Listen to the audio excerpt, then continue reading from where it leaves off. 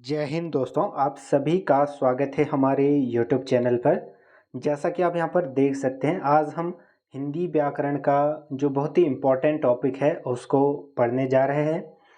इससे लगभग जो हर कॉम्पिटिटिव एग्ज़ाम में एक प्रश्न तो आता ही है, साथ में अधिक प्रश्न भी इससे आ जाते हैं। तो ये काफ़ी इम्पोर्टेंट टॉपिक होता है हिंदी व्याकरण से रिलेटेड। तो ये टॉपिक है समास का। इसमें हम समास के सभी पदों के बारे में जानेंगे। बेसिक से हम जानने की कोशिश करेंगे और इसके जो एग्जाम्पल्स हैं वो लास्ट में हम देखेंगे, इसके उदाहरण कि कैसे इसको पहचानने हैं, ट्रिक सहित इसको पढ़ेंगे। तो इस वीडियो को पूरा देखें। बाकी हिंदी जिस भी कॉम्पिटिटिव एग्ज़ाम में आता है तो उसमें आपको इसका प्रश्न ज़रूर दिखेगा, चाहे वो बीएड हो या फिर कोई भी हिंदी से रिलेटेड जो भी एग्ज़ाम हो। तो चलिए शुरू करते हैं। समास जो शब्द है उसका अर्थ क्या हुआ, वो संक्षेप हुआ। इसका अर्थ अर्थात इसका जो शाब्दिक अर्थ होता है वो संक्षेप होता है, किसी को छोटा करना या ब्रीफ। जैसे कोई वाक्य है या कोई थोड़ा सा युग्म है, रसोई के लिए घर, तो इसमें जो विभक्ति है के लिए, अगर इसका लोप कर दें, हम इसको लुप्त कर दें इसमें, तो ये क्या बन जाएगा, रसोई घर। तो ये रसोई घर क्या हो गया, ये एक सामासिक पद हो गया।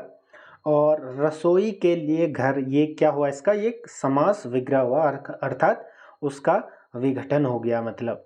तो इस प्रकार से ये समास का शाब्दिक अर्थ संक्षेप होता है, जिसमें दो या दो से अधिक शब्द पद अपने बीच की जो विभक्तियों का लोप कर देते हैं। तो इसी लोप कर देने से जो नया एक जो सार्थक शब्द बनता है उसे हम समास, सामासिक पद या समस्त पद कहते हैं। ठीक है। तो कई बार ये पूछ लेता है कि प्रश्न में दे देता है कि जब दो या दो से अधिक शब्द या पदों को जो उसके बीच की विभक्तियों का लोप हो जाता है, तो वो नया वह शब्द क्या कहलाता है। नीचे ऑप्शन दे देगा समास, संधि या इस प्रकार से। तो आपको ये समास ये याद रखना है। इसके लिए जो बेसिक है वो है पद, जो आपको ध्यान में रखना है कि उत्तर पद, पूर्व पद या फिर ये खंड क्या होता है। तो समास के पद इसका जो एक इम्पोर्टेंट टॉपिक है, बेसिक पद है, पहले इसको जानेंगे, उसके बाद ही इसके जो टाइप्स हैं हम उनको देखेंगे। इसके जो प्रकार हैं 6। तो पद क्या होता है, पद या खंड एक ही चीज़ है। किसी भी चीज़ के जो पद होते हैं उन्हीं को मिला के ये सामासिक जो है ये पद बनता है। तो जिन दो शब्दों के मेल से समास बनता है उन शब्दों को खंड या पद कहते हैं। जैसे रसोई घर में आपने देखा, एक रसोई शब्द है, दूसरा घर है, तो रसोई एक पद हो गया और घर भी एक पद हो गया। तो इसमें भी दो चीज़ें हैं कि पूर्व पद और उत्तर पद। इसमें ऐसे भी कई बार पूछ लेगा, तो उसको भी याद रखना। जो पूर्व पद होता है, जो पहले का पद होता है, उसको पूर्व पद या पूर्व खंड कहते हैं। जो आगे का या दूसरा पद है उसको दूसरा पद या उत्तर पद कहते हैं। तो ये बेसिक्स है, इसी के आधार पर आगे आप जो है इसके बारे में जो है जान पाएंगे, हर समास के बारे में। इसको आप जरूर ध्यान में रखें। पहला पद पूर्व पद, बाद का पद उत्तर पद या उत्तर खंड। पद और खंड दोनों एक ही चीज़ है। अगला है हमारा कि समास के प्रकार। तो इसके मुख्यतः कितने भेद होते हैं, 6 भेद होते हैं। कई बार ये भी पूछा जाता है। तो पहला इसमें है अव्ययी भाव समास, बहुब्रीहि समास, तत्पुरुष समास, कर्मधारय समास, द्वंद्व समास और द्विगु समास। तो इनको आप ध्यान में रखेंगे, एक एक करके हम सभी को पढ़ेंगे। यहाँ पर स्टार मार्क करके एक अलग से दिया गया है कि पदों की प्रधानता के आधार पर समास चार प्रकार के होते हैं। अगर पदों की प्रधानता के आधार पर देखें तो 4 प्रकार के होते हैं। जैसे आप देख सकते हैं, अव्ययी भाव समास में पूर्व पद प्रधान होता है और उत्तर पद गौण होता है। तो प्रधान पद और गौण पद में क्या हुआ, जिस भी शब्द का अर्थ पर क्या अधिक प्रभाव पड़े तो उसको प्रधान पद कहते हैं, और जिसका कम प्रभाव पड़े तो उसको गौण पद कहते हैं। जैसे आप राजभवन का उदाहरण ले लीजिए, राजभवन। तो आप देख सकते हैं इसमें जो राज यानी कि राजा है वो क्या हो जाएगा, वो गौण पद हो जाएगा। जो भवन हो जाएगा वो प्रधान पद हो जाएगा। तो इस आधार पर जो समास के भेद हैं वो 4 प्रकार के हैं। अव्ययी भाव, जिसमें पूर्व पद प्रधान होता है और उत्तर पद गौण होता है। फिर तत्पुरुष में उत्तर पद जो होता है वो प्रधान होता है और जो पूर्व पद होगा वो गौण होगा। द्वंद्व समास में दोनों पद क्या होते हैं, प्रधान होते हैं। और बहुब्रीहि समास वह होता है जिसमें कोई भी पद प्रधान नहीं होता है, बल्कि कोई तीसरा जो उसका अर्थ या शब्द बनता है वो वहाँ पर प्रधान होता है। तो डिटेल से पढ़ते हैं। पहला अव्ययी भाव समास। इसमें जो इसको पहचानने की एक आपको ट्रिक है, इसको याद रखना है कि इसमें जो भी पहला पद होगा वो एक अव्यय होगा और ये प्रधान होगा। यहाँ पर आप देख सकते हैं डेफिनेशन भी, प्रथम पद या पूर्व पद प्रधान हो तथा जो क्रिया विशेषण अव्यय का कार्य करता हो, अर्थात ये क्रिया विशेषण अव्यय का कार्य करता है, इसको आप यहाँ ध्यान में रखें।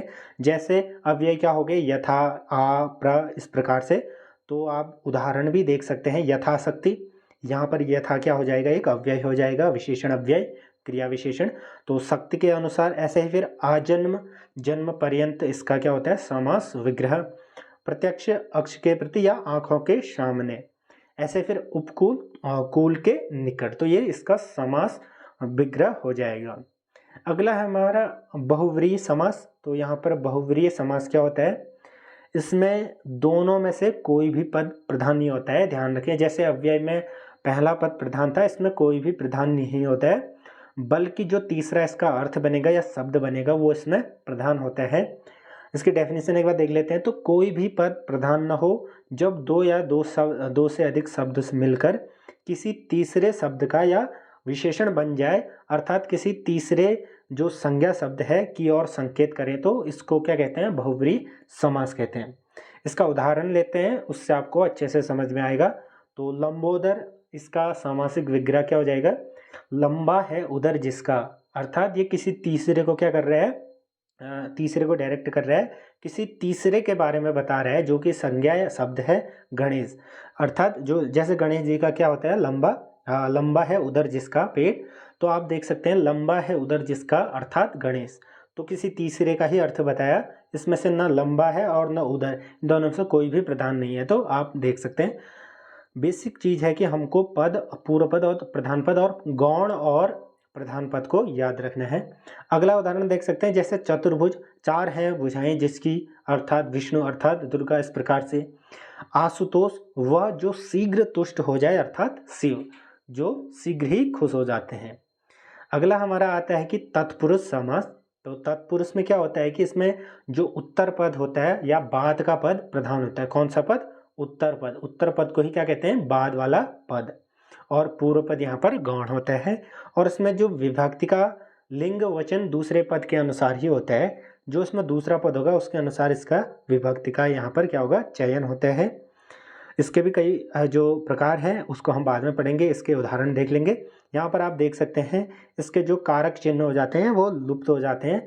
उदाहरण के लिए धर्म ग्रंथ, धर्म का ग्रंथ, यहाँ पर का क्या हो जाएगा, विभक्ति, धर्म का ग्रंथ। ऐसे ही फिर ब्राह्मण दक्षिणा, तो ब्राह्मण के लिए, दक्षिणा के लिए है यहाँ पर।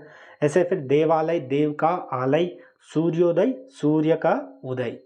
तो ये किसके उदाहरण हो गए, जहाँ पर भी ऐसे आपको उदाहरण दिखे तो तत्पुरुष आपको टिक कर लेना है, ठीक है। तो अगला हमारा टॉपिक है कर्मधारय समास। जिस पद का उत्तर पद या अंतिम पद प्रधान तथा पूर्व पद प्रथम पद पर प्रथम पद व उत्तर पद में विशेषण विशेष्य का क्या हो, संबंध हो। इसमें बेसिक पहला चीज तो आपको याद रखना है कि जो कर्मधारय में उत्तर पद या अंतिम पद क्या होता है, प्रधान होता है। अंतिम पद इसमें प्रधान हो गया, और जो इसमें पहला पद होता है वो जो बाद में के पद का क्या रिलेशन होता है, इसमें ये विशेषण या विशेष्य का कार्य या संबंध होता है इन दोनों में। पूर्व पद और उत्तर पद में विशेषण विशेष्य का इसमें क्या होता है, संबंध होता है। तो आप देख सकते हैं प्रथम पद विशेषण तथा अंतिम पद क्या होता है, इसमें विशेष्य या संज्ञा होता है। उदाहरण लेके इसको समझते हैं, आपको अच्छे से आएगा। तो महाकवि में आप देख सकते हैं महान है जो कवि, तो कवि यहाँ पर उत्तर पद हो गया, और जो महान है वो क्या हो गया, पूर्व पद। तो पूर्व पद कवि की क्या विशेषता बता रहा है, तो आप यहाँ पर सीधे देख सकते हैं इसमें विशेषण विशेष्य का क्या है, रिलेशन है। ऐसे फिर पीताम्बर, पीत है जो अंबर, नील कमल, नीला है जो कमल या फिर नील है जो कमल, महापुरुष, महान है जो पुरुष, तो इसको ध्यान में रखेंगे। अगला हमारा आता है द्वंद्व समास। इसको आपको याद रखने के लिए सबसे बेसिक तरीका है कि इसमें ज़्यादातर लगभग अधिकतर में क्या होता है कि योजक चिन्ह इसका प्रयोग किया जाता है।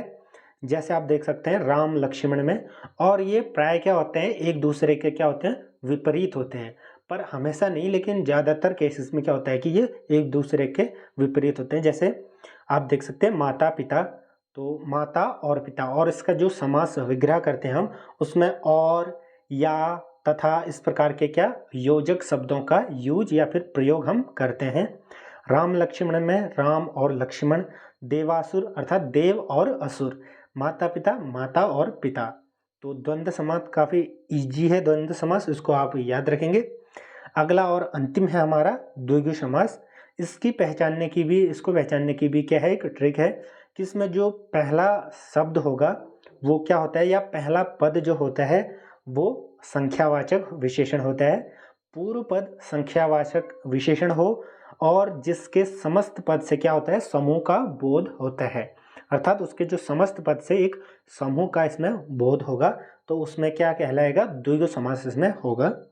जैसे एक तरफा में आप देख सकते हैं जो पहला पद है उसमें क्या है संख्यावाचक विशेषण है एक, उसके बाद तरफा तो एक ही तरफ है जो एक तरफा हो गया। ऐसे फिर त्रिपाठी, तीन पाठों को जानने वाला, पहला शब्द आप यहाँ पर भी देख सकते हैं तीन, जो कि क्या है संख्यावाचक विशेषण। अगला चतुर्भुज, तो चार भुजाओं वाला।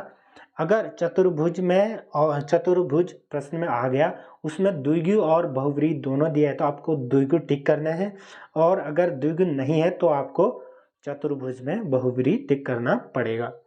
तो ये थे हमारे आसान शब्दों में जो समास छह प्रकार हैं वो सभी उदाहरण सहित हमने इनको समझ लिया। बाकी कोई डाउट हो तो कमेंट कर सकते हैं। इसके जो अलग और इसके क्या है उदाहरण है उसको मैं आपको दिखा देता हूँ। जैसे अव्ययी भाव के और भी हैं, यथाशक्ति, आजन्म, यथासंभव, इसकी पीडीएफ आपको टेलीग्राम चैनल पर मिल जाएगी। यथाशीघ्र, प्रत्यक्ष, यथाकर्म, बेलाग, बेशर्म, उपकूल, ये क्या है सभी अव्ययी भाव समास के उदाहरण हैं। ऐसे ही फिर जो हमारा बहुव्रीहि है देख सकते हैं आप लोग, नेक नाम, मिटबोला, सहस्राक्ष, दशानन, 10 है आनंद जिसके अर्थात रावण, अर्थात 10 सिर है जिसके अर्थात रावण। ऐसे फिर पीला है जिसका अंबर अर्थात कृष्ण। तो इस प्रकार से इसको आप देख सकते हैं। वीणा पाणी, वीणा है पानी में जिसके अर्थात सरस्वती। चंद्र है सिर पर जिसके अर्थात शंकर। ऐसे ही फिर अगला हमारा है आप यहाँ पर देख सकते हैं स्वरदत्त, गुणयुक्त, तुलसीकृत, तो इनको आप देख सकते हैं तत्पुरुष के यहाँ पर क्या है उदाहरण है। नेत्रहीन, पदभ्रष्ट, उपयुक्त, देवालय, सूर्योदय, श्रमदान, राजभवन, मनस्थिति, मन की स्थिति, चरित्र हनन, चरित्र का हनन। फिर ऐसे ही इसके भी जो प्रकार बताए थे मैंने कि अधिकरण या फिर संपादन। अगला हमारा है क्या द्वंद्व समास के यहाँ पर उदाहरण। पहचानने के नियम आप देख सकते हैं, योजक चिन्ह का इसमें प्रयोग होता है ज़्यादातर, देव और असुर। इसी प्रकार से अन्न जल, लोटा, डोरी, दूध, रोटी, ये सभी क्या हो गए द्वंद्व समास के उदाहरण। फिर द्विगु समास की बात करें तो आप देख सकते हैं चौहोदी, सप्त सिंधु, 7 सिंधुओं का यहाँ पर क्या है इस पर समूह। तो इस प्रकार से हमने इतने उदाहरण भी देख लिए, इनको आप पॉज करके देख सकते हैं। तो यहाँ पर हमारा समास टॉपिक कंप्लीट होता है। मिलते हैं नेक्स्ट वीडियो में, तब तक आप जुड़े रहे हमारे साथ। धन्यवाद।